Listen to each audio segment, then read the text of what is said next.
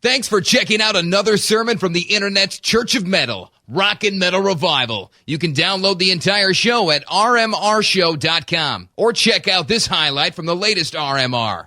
From the CD Trouble Walkin', there's the title track on Rock and Metal Revival. And Andy, does it seem like 20 years ago when you were driving around listening to that one in your stereo? It really doesn't. It doesn't seem like 20 years ago at all. And with us on the phone, this is an honor and a pleasure for me, Andy. You know what a huge Kiss fan I am. Absolutely. Mr. Ace Frehley. Welcome to the show, Ace. Ace, thank you.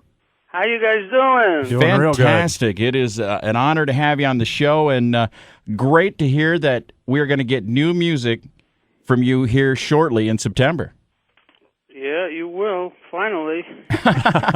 A lot of people didn't think it was going to happen. Well, it's been, like we just said, it's been 20 years since the release of Trouble Walkin'. Now, has Anomaly been a project in the making for the past 20 years? To a greater or lesser degree, I guess. Yeah, but I actually started really tracking it the early part of 2007. Okay, well, I noticed that one of the songs on the album is a track that a lot of Ace Frehley fans have been sending around to each other called Sister. Now, that song's that was supposed to be on an album back, how many years ago? I don't know, that song's got to be 15, 20 years old, doesn't it? I would think so, but what a great song.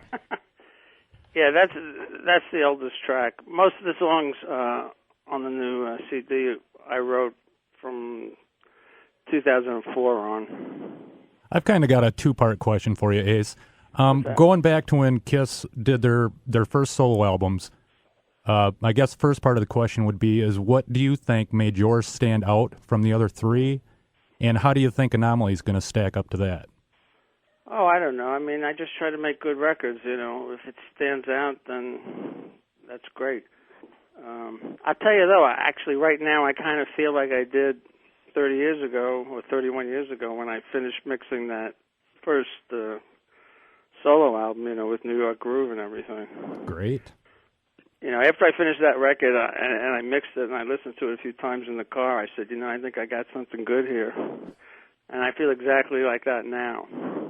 Well, that's great. We know that we've heard that the first single is going to be Outer Space, which will be hitting radio August 25th. Can you tell us about that tune, Ace?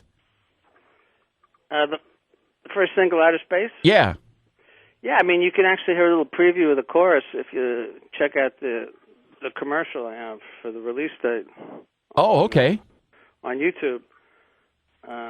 Just Google Ace Frehley commercial. So now, what was the question? Well, I was too busy giving a plug.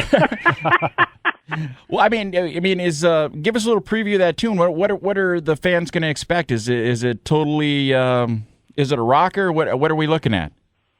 Yeah, it's actually, I think it's the first track I've ever recorded with drop D tuning. And for those people that are listening who don't know what drop D tuning is, you take the thickest string on a guitar and you drop it 2 notes to a D. Right.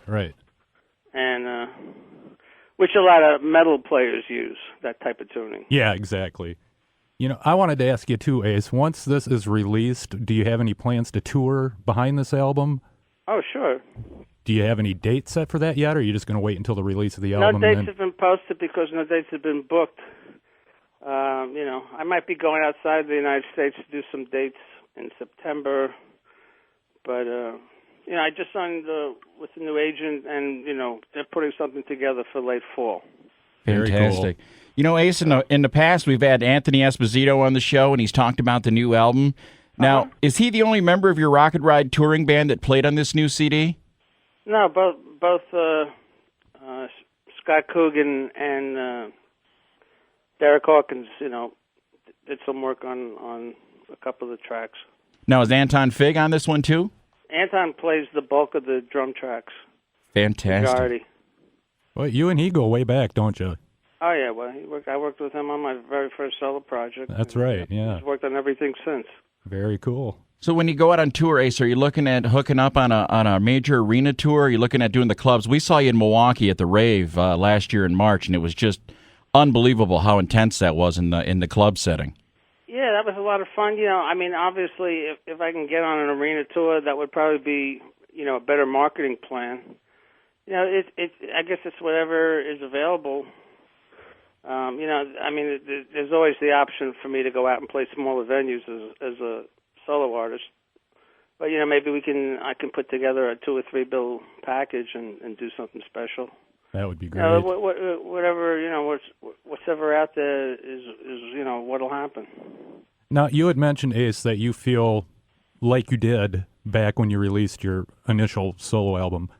Right. How do you mean physically, your playing wise? I mean, how do you think your playing's come along? Or I mean, most people said I'm playing better now since I got sober, you know, 3 years ago.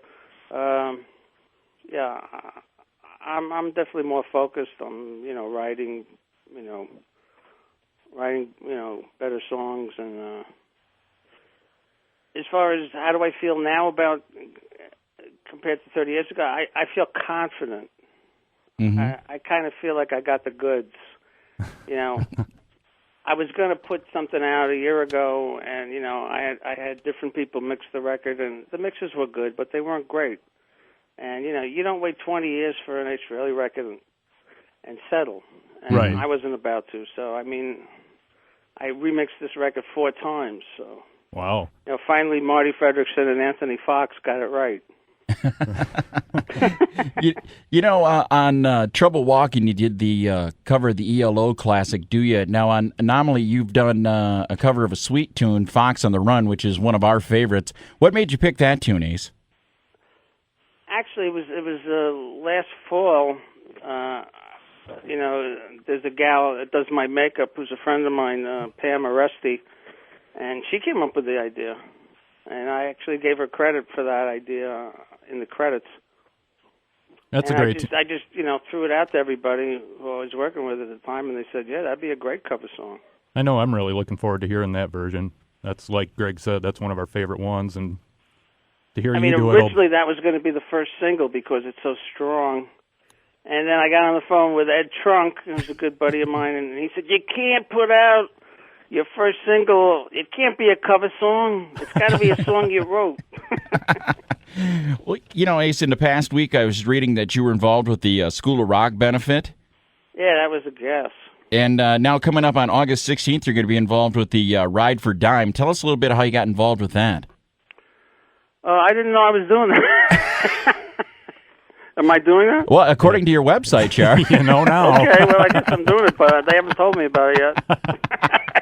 You heard it here, That's the way it works in the business. Sometimes people book things for you, knowing that you're going to do it, but they don't tell you until the last minute.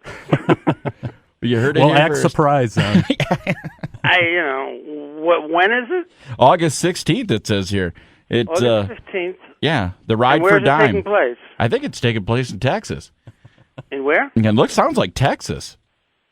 In where? Texas, the great Texas? big... Yeah. Oh, Dime. Oh, Yeah. the Dime bag thing. Yeah. Oh, yeah. Oh, I'm sorry. Okay. Not a problem. I thought you were talking about, like, the March of Dime. No. Well, you might want to check on that Yeah, one, too. we- You know? Yeah, I have to check on that one, too. But, yeah, the Dime bag thing, yeah. I mean, the first thing, the minute I heard about that one, I said I'm in. I don't... Yeah. Me and Dimebag were good buddies, and you know, anything I can do to help his charities, and you know, I understand that. Rita and you know all those people, you know, they're just great people, and they're you know keeping his name still alive and his music alive, and I want to be part of that. Amen to that. Couldn't be a better cause. There you are, another sermon from Rockin' Metal Revival. The RMR is a 3-hour hard rock heavy metal show that can be heard anytime at rmrshow.com.